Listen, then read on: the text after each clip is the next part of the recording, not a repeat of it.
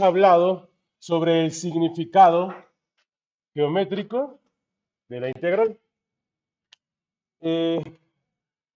Dijimos que si nosotros quisiésemos calcular, por alguna razón, el área que queda encerrada entre el eje X y la gráfica de una función acotadas en un intervalo, pues lo más sencillo era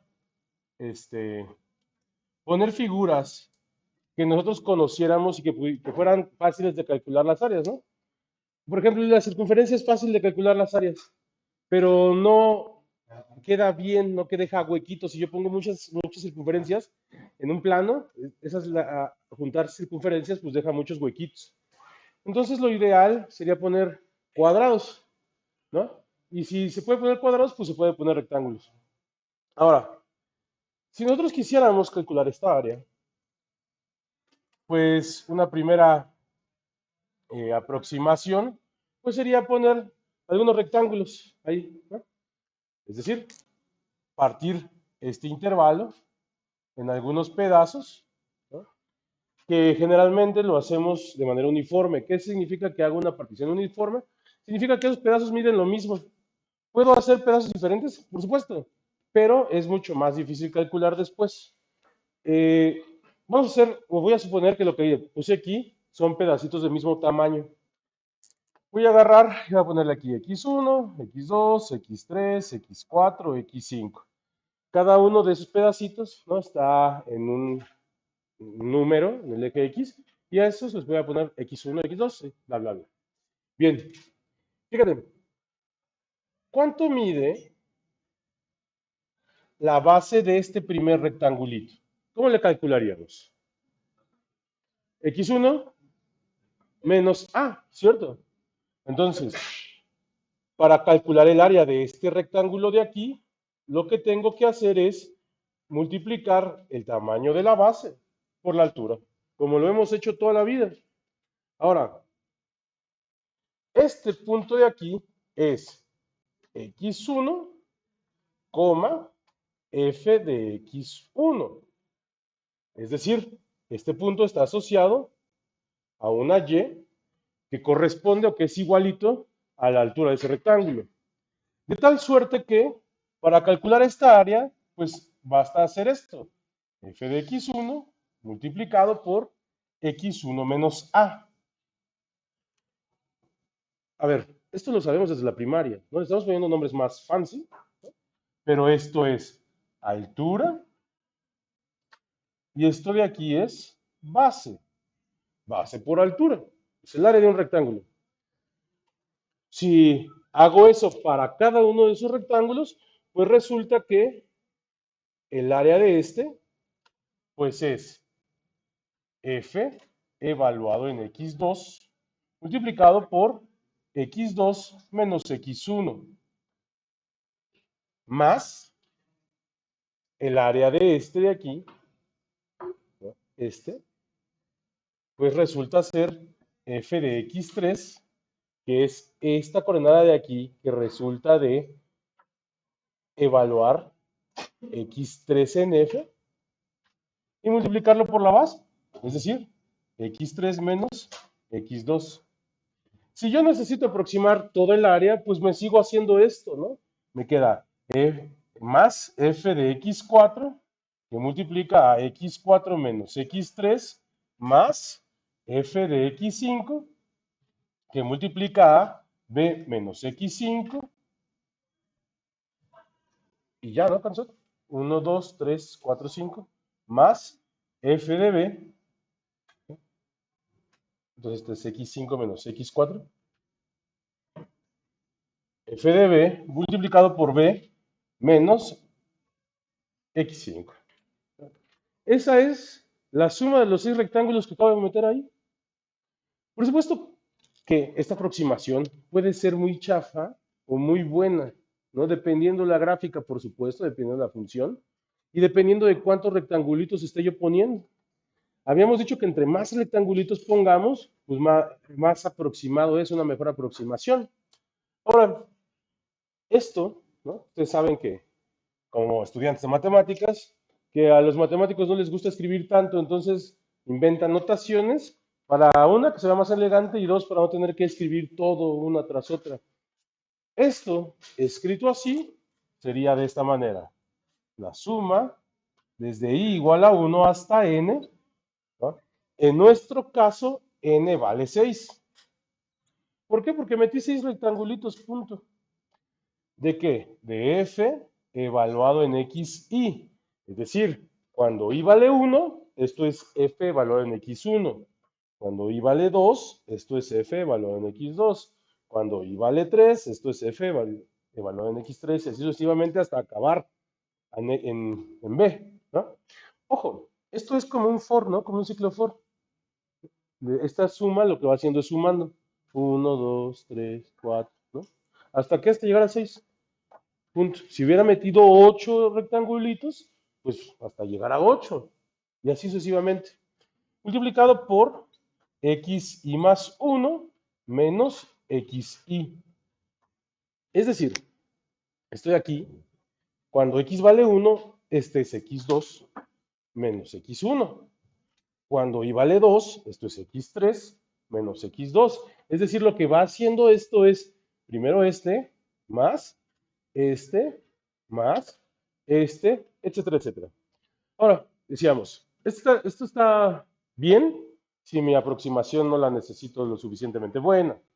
Pero si yo necesito el área de verdad y no solamente aproximada, lo que hacemos es meter más rectangulitos.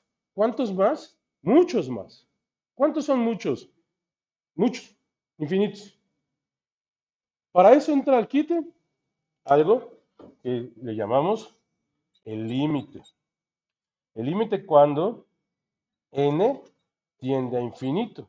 Acuérdense que n es la cantidad de rectangulitos que estamos teniendo ahí. Es decir, el número de subintervalos que estamos metiendo en este intervalo. Estoy partiendo este intervalo en n subintervalos. Estoy diciendo haz infinitos subintervalos. Ahora, por supuesto que dijeron, oye, pues esa idea está bien, ¿no? La cosa es que ahora, ¿cómo le hacemos? Porque, pues mira, aquí hay que evaluar primero x1 en f y luego sacar la base. Luego evaluar x2 en f, sacar la base, etcétera, etcétera. Y, ¿no? Haciendo un poquito de álgebra, que seguramente ya lo hicieron en su curso de cálculo, lo que pasó al final fue que cuando tú haces que n tienda a infinito de una suma, esto de aquí lo podemos reescribir de una manera más elegante con una S alargada, ¿no? S de suma. Y decimos que vamos a sumar todos los rectangulitos que están entre A y B. ¿Cuántos son? Un montón, infinitos, ¿no? Entonces son la suma de todas las áreas de los rectangulitos que están desde A hasta B, de F evaluada en X. Ahora, si yo meto infinitos rectangulitos aquí, lo que va a ocurrir es que las bases se tienen que hacer más chiquitas, ¿no? Porque A y B no se cambia, A y B es el mismo intervalo. Ahora, si no cambio el tamaño de A, B y quiero meter cada vez más rectángulos, pues la idea es hacerlos cada vez más flaquitos, más flaquitos, más flaquitos. Si meto infinitos, entonces esto es infinitamente chiquito, infinitamente pequeño, esa longitud. Las bases se hacen infinitamente pequeñas. ¿Qué significa eso? Pues casi cero, virtualmente cero. ¿Qué significa eso? Bueno, piensa en el número más pequeño que se te ocurra, ¿no? Empieza a decir ceros, ¿no? Cuando veas en el camión dice 0.0000, así hasta que llegues a tu casa y luego dices un 1. Pues muchas veces más chiquito que eso, ¿sí? A esos números, que son infinitamente pequeños, les llamamos infinitesimales, ¿no? Y para números infinitesimales le tenemos nombres muy, muy chidos. En el caso particular de este o de estos, los llamamos diferencial de x, ¿sí? Es decir, esto, cuando el límite tiende a infinito, se convierte en esto. Y entonces es exactamente el área que queda encerrada entre el eje x y la curva de la función. Esta idea es buena.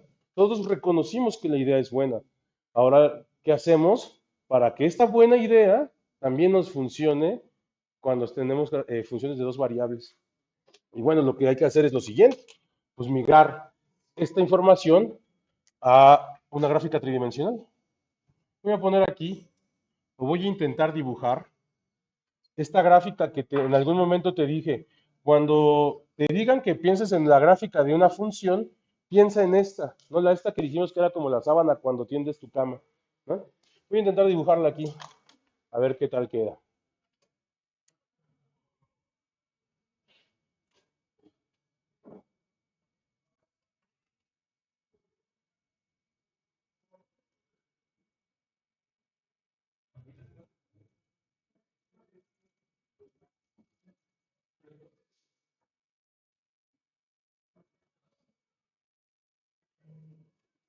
Más o menos.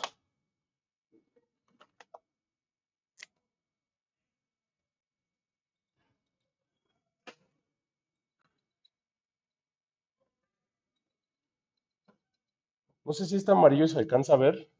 Estoy bajando los vértices de esa sabanita, ¿no? eh, al plano XY. ¿Por qué? Voy a agarrar un rectángulo, un tapetito, una región en el plano XY en el piso, donde voy a tomar el dominio de esta función. Más o menos quedaría así.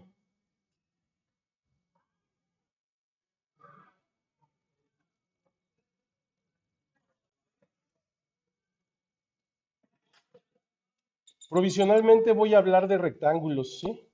No quiere decir que así sea para siempre, pero conviene que en este momento piense en rectangulitos. A lo mejor se ve muy cuadrado, pero la cosa es que puede ser un rectángulo, ¿no? Ese rectángulo está formado por dos intervalos. Acá tenía solamente un intervalo. Todos los elementos que estaban dentro de este intervalo los utilicé para formar la función. Ahora, este de aquí tiene un montón de puntos, ¿no? De coordenadas x, y, que las utilizo para evaluarlas en la función y que me salga la gráfica. Ahora, ¿cómo voy a denotar esto? Ah, bueno, de inicio, en el eje X, voy a tomar un intervalo. Va desde A hasta B. Y en el eje Y, de C a D. A esto lo puedo denotar de dos maneras al menos. Las más comunes son R, le voy a llamar ahorita. Le voy a llamar ahorita R de región, ¿sí? Esta va a ser una región rectangular. Y la puedo denotar de la siguiente forma. El intervalo que va desde A hasta B en el eje X, producto cruz, producto cartesiano con el intervalo que va desde C hasta D. ¿Sí? ¿Qué estoy diciendo? A ver, fíjate, proyecta el intervalo A, B así. Y luego proyecta el intervalo C, D. Donde se intersectan esas dos proyecciones, esa es la región que donde vas a integrar. ¿Sí? Es una forma. Otra forma es la forma conjuntista. Decir, mira, tu región es el conjunto de todas las coordenadas x, y, tales que a es menor o igual a x y x es menor o igual a b. Es decir, cualquier cosa que esté por arriba de a, pero por abajo de b. Y c sea menor o igual a y sea menor o igual a d. Es decir, cualquier cosa que esté hacia acá, pero antes de d, o hasta d más bien, ¿no? Es decir, son todas estas coordenadas, todas esas. Si yo considero todas las coordenadas, pues lo que tengo es ese mismo rectángulo. Ahora, lo que hice ahorita fue definir tridimensionalmente qué significaría esto, ¿no? ¿Cómo es que significaría este intervalo? El siguiente paso, pues es hacer la partición, ¿no? Como acá tengo dos intervalos, mi partición pues va a tener que ser en dos intervalos. Es decir, qué es antes, M o N? M. Al eje X lo voy a asociar con M, que me va a decir en cuántos pedazos voy a partirlo, y al eje Y lo voy a asociar con N, que me va a decir en cuántos pedazos voy a partir. Por ejemplo, si M fuera 2, pues lo que hago es el intervalo A, B, partirlo en dos pedazos, ¿no? En este caso, acuérdense que estamos utilizando una partición uniforme, entonces estoy partiendo la mitad. ¿Tiene que ser uniforme a fuerzas? No, pero es más fácil, no te metes el pie tú mismo, ¿no? Entonces aquí, le partí aquí. Supongamos que n es igual a 3, por decir alguna cosa, ¿no? Entonces sería más o menos así.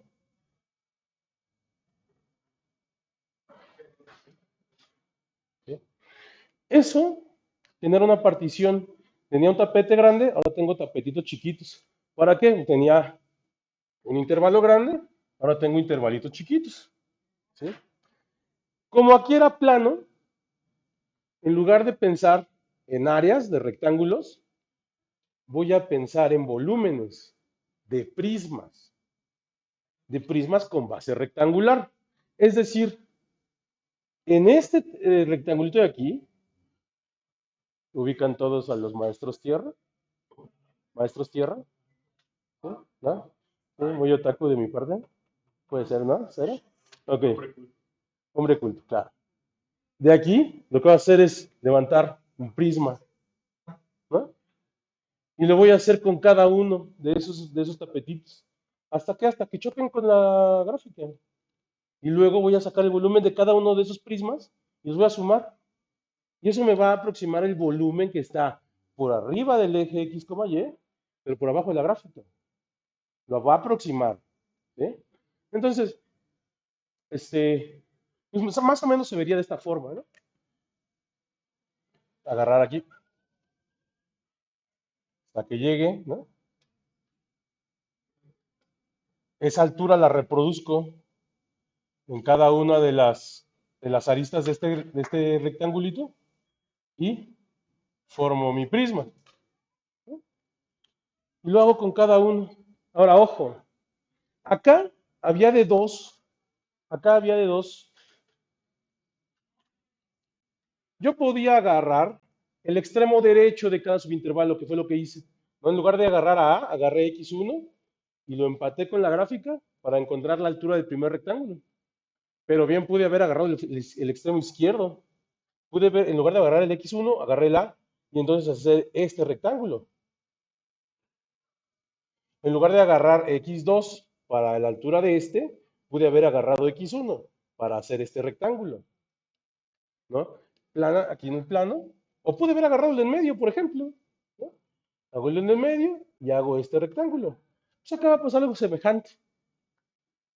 Pero como a nosotros nos gusta el orden, te podría decir que te recomiendo en todo caso agarrar uno fácil, que no tengas que calcular, que sea de ver nada más. Y eso pues significa agarrar alguno de los vértices. Ahora, ojo, voy a agarrar el plano cartesiano XY y lo voy a poner aquí, nada más para ver. Este rectángulo rojo se ve así, ¿no? Si lo ves, si lo estuviera viendo desde arriba. Ahora, ¿en cuánto, en cuántos pedazos partí el segmento A, B, el intervalo AB? En dos. Entonces se ve aquí, ¿no? Y el intervalo CD en tres. Entonces se ve más o menos así, ¿no? Si este yo lo agarro y lo pongo aquí, pues es este. Ahora, por qué estoy diciendo esto? Porque a la hora de seleccionar los puntos, no- normalmente decimos, ah, pues agarra el superior izquierdo, superior derecho, inferior derecho, ¿no? Entonces, si yo agarro el vértice superior izquierdo de cada rectangulito, sería este, este, este, este y este. De este rectangulito, el superior izquierdo es este. De este rectangulito, el superior izquierdo es este. De este rectangulito, el superior izquierdo es este. De este rectangulito, el superior izquierdo es este. De este rectangulito, el superior izquierdo es este. De este rectangulito, el superior izquierdo es este. Que acá tridimensionalmente serían este, este, este, este, este y este. Ojo, es cosa de perspectiva, ¿no? Y no vas diciendo, ¿ese no es el superior derecho? No, porque lo estás viendo al revés. ¿Sí? Bien, pues claro. Nosotros vamos a ver cómo funcionaría esto, ¿no? ¿Cómo se ve esto? Pero aquí, pues de la siguiente manera, va a ser la suma desde i igual a 1 hasta m de la suma desde j igual a 1 hasta n de la altura del primer prisma. ¿Cómo calculo la altura del primer prisma? Pues evalúo f en una de las coordenadas, ya sea que la evalúe en el superior izquierdo, superior derecho, en el de en medio, en el que yo quiera, ¿sí? Ahora, a ver, tip. Si vas a agarrar el superior izquierdo, agarra el superior izquierdo de todos. No vayas así. Superior izquierdo de este, superior derecho de este, inferior izquierdo de este, inferior. No, si decídete de uno y ese para todos. ¿Ves? Bien. Para todos es claro que esto es la altura del prisma. ¿Sí? Es agarrar una coordenada x1, y1 y evaluarla en f. Esta coordenada de aquí es x1, y1, f evaluada en x1, y1. Es decir, es este z, ¿sí? Multiplicado por x y más 1 menos xy. ¿Qué es esto? Es esta longitud, ¿no? Es esta misma cosa en el eje x. Por yj más 1 menos yj. ¿Qué es esto? Pues es esta longitud, ¿no? Entonces, ¿qué significaría esto de aquí? ¿Qué significaría eso? Si este primero es este y este segundo es este, pues es este y el producto de eso y eso es el área de la base, ¿no?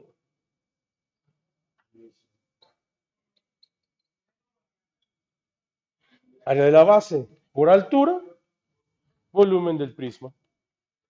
Ahora, ¿qué hace esto? Van haciendo los recorridos, ¿sí? Cuando este vale 1, cuando este vale 1, cuando este vale 1, pero este vale 2. Cuando este vale 1, pero este vale 3. Llegamos hasta n, sí. Ok, entonces súmale 1 a este. Ahora vale 2. Cuando este vale 2, pero este vale 1. Cuando este vale 2 y este vale 2. Cuando este vale 2 y este vale 3. Y ahí sucesivamente, ¿no? Hay un for anidado, pues. Si nosotros hacemos esto, el límite cuando n y m tienden a infinito, que ojo, n y m no tienen por qué ser en un principio los mismos, ¿no? Yo aquí partí en 2 y allá partí en 3, pero ya en el infinito, pues, no importa. Cambio esto, ¿no? Así como dice allá, quedaría la integral, ¿no? Que es la suma de todos estos prismas, ¿no? En el eje x a b, de la suma, en el eje y, cd, de la función f de x, y,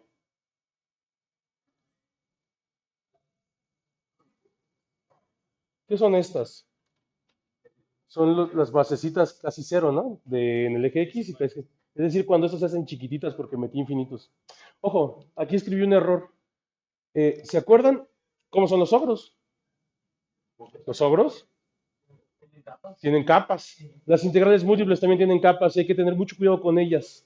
¿Sí? Ojo, si el intervalo AB es la que queda afuera, entonces el diferencial acá debe ser el de X, ¿no? El de afuera con el de afuera. Y si este es el de Y, pues entonces este queda adentro. Si yo muevo estos intervalos, también tengo que mover estos, ¿no? XX, YY. ¿Sí? Fácil. Muy bien. Voy a poner un ejemplo, voy a hacer una aproximación, ¿no? Usando estas ideas de la suma de Riemann. Eh, Voy a utilizar una de las funciones que hemos utilizado mucho, ¿no? Porque son fáciles de graficar, fáciles de ver, no nos dan la idea que es este como paraboloide que está apuntando hacia abajo. Ahora, solamente voy a agarrar el pedacito de gráfica que se alcanza a ver en el primer octante. Es el único que voy a agarrar. ¿Vas?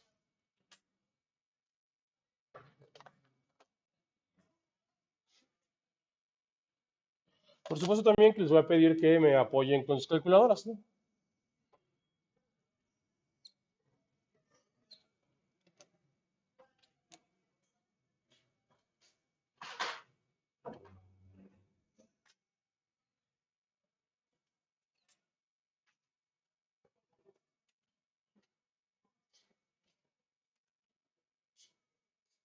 Más o menos así.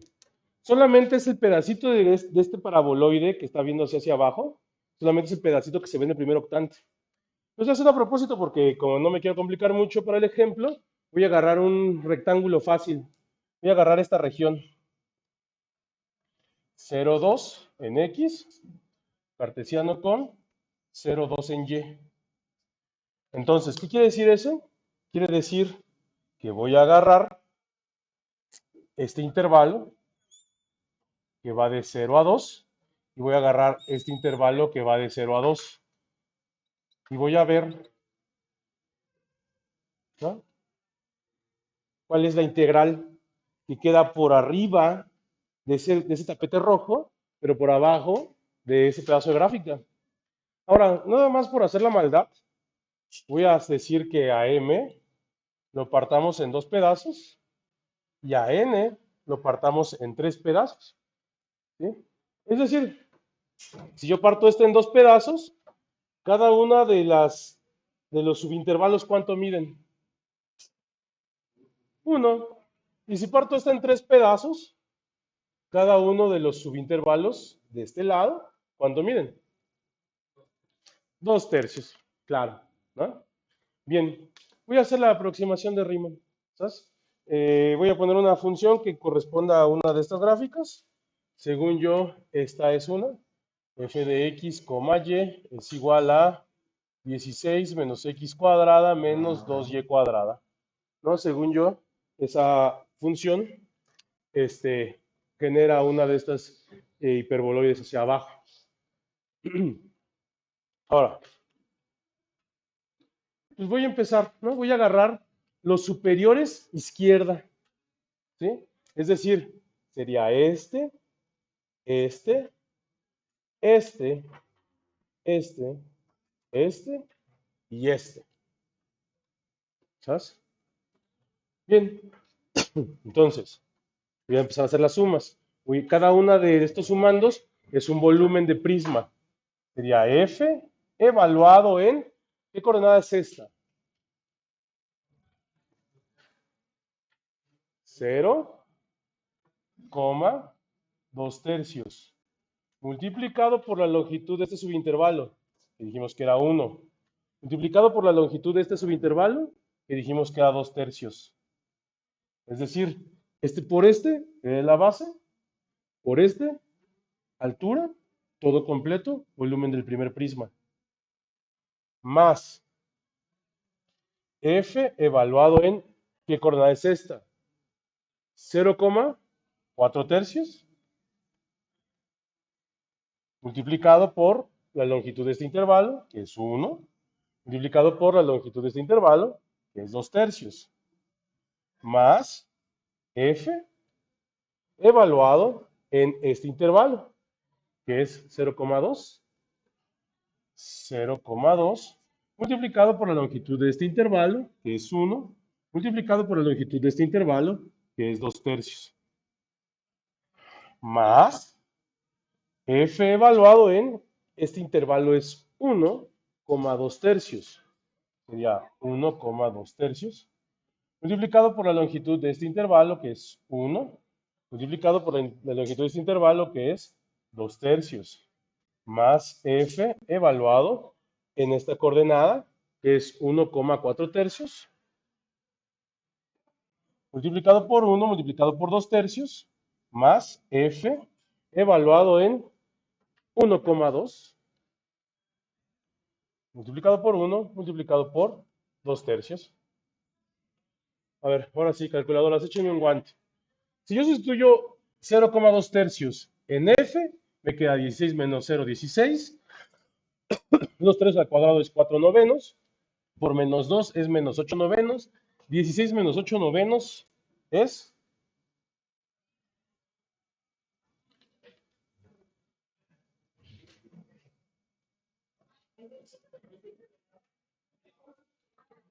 por 1, por 2 tercios. 16 menos 8 novenos por 1. ¿Cuánto es eso? Lo que me dijiste, ¿no? Ahora multiplicado por 1 y luego multiplicado por 2 tercios. 272,27. Más. Ahora voy a sustituir 0,4 tercios. Aquí, 16 menos 0, 16. 4 tercios al cuadrado es 16 novenos. Por menos 2, menos 32 novenos. 16 menos 32 novenos es 112 novenos. Por 2 tercios, 224,27. Más. Ahora voy a sustituir 0,2. 16 menos 0 y luego 2 al cuadrado es 4, por menos 2 es menos 8, 16 menos 8 es 8, 8 por 1 es 8, 8 por 2 tercios es 16 tercios.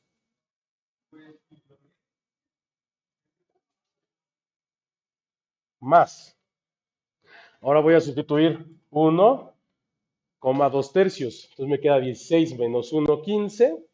15 menos 2 tercios al cuadrado, que es 4 novenos, por menos 2 es menos 8 novenos. 15 menos 8 novenos es 127 novenos. Por 2 tercios,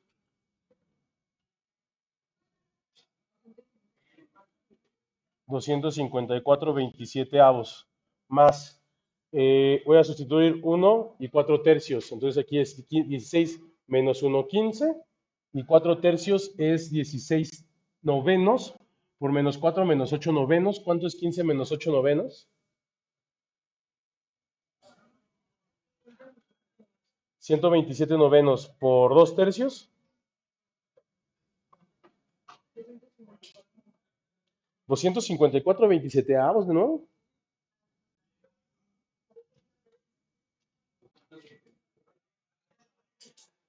No, es que acá es 2 tercios y acá es 4 tercios. Entonces fui yo, fue mi error, ¿no? Volví a sustituir 2 tercios. Entonces es 15 menos 32 novenos. 15 menos 32 novenos por 2 tercios. 206,27, gracias. Más, voy a sustituir 1 y 2. Me quedaría 15. 2 por 2, 4 por menos 2, 8. 8 para 15 son 5, 6, 7. 7 por 2 tercios, 14 tercios. ¿Sí? Ayúdenme, ¿cuánto es esta suma? En fracción, por favor.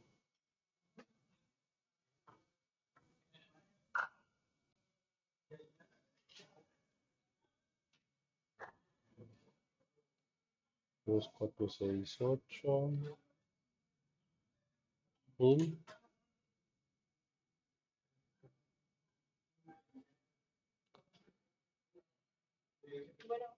¿Mil qué? 1.226/27, ¿no? Nosotros como estudiantes de matemáticas probablemente no nos importan las unidades, pero como estamos hablando de volúmenes, pues no está de más ponerle unidades cúbicas. ¿Estás? Y pues ya.